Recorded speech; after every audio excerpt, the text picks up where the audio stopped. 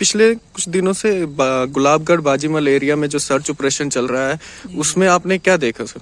Sir उसमें हमने ये देखा कि कोई कुछ टेररिस्ट वगैरह उसमें आके घुसे हुए थे जंगल के अंदर।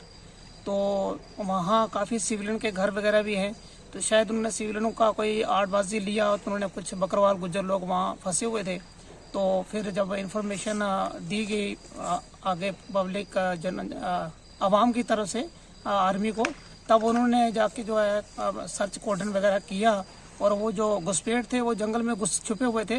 तो कुछ सिविलियन की वजह से आर्मी ने काफ़ी कोशिश की और उसके बावजूद जाके जब उनको सेव किया तो उस समय हमें सुनने में उसी समय लगा था कि कोई एक आर्मी अफसर हमारे जो है वो उनको गोली लगी है। तो तकरीबन सर कोई 2 दिन के बाद हम लोग को मालूम पड़ा कि शायद वो उनकी शहादत हो चुकी है, वो शहीद होगी देश के लिए। तो वहाँ जो है काफ़ी सिविलियन का गांव वगैरह है।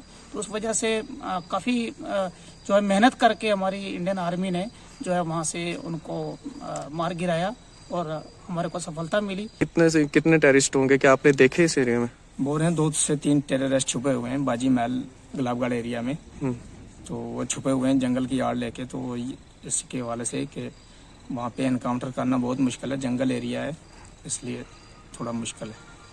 मैं उनका शुक्रगुजार हूँ बहुत बहुत कि उनने कैप्टन जी ने हमारी बच्चों की और बीवियों की जान बचाई। छोटे छोटे बच्चे थे यहाँ, वो निकालते निकालते अपनी जान गंवा बैठे। मैं उनका बहुत बहुत शुक्रगुजार हूँ कि मैं उनका शुक्रिया अदा ही नहीं कर सकता, क्योंकि उनने हमारे बच्चों के लिए अपनी जान कुर्बान कर दी। यहाँ जब यहाँ पे आर्मी से आई एनकाउंटर स्टार्ट हुआ तो यहाँ पे कुछ सिविलियन के घर थे, तो उनको कैसे इन्होंने सेफ जोन में लाया?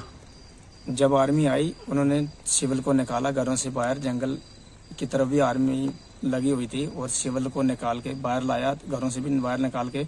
उसके बाद झड़प शुरू हो गई आर्मी और मिलिटेंट के दरमियान। और उसमें हमारा एक अफसर शुरू में जख्मी हो गया, उसके बाद दूसरे भी जख्मी हुए बंदे, जिसमें 2 बंदे शदीद तौर पर जख्मी हो गए थे। तो उनको हॉस्पिटल लाया गया, उसके बाद वो डेथ कर गए। तो सिविल को बचाते हुए हमारे आर्मी के ऑफिसर ने अपनी जान की कुर्बानी कर दी।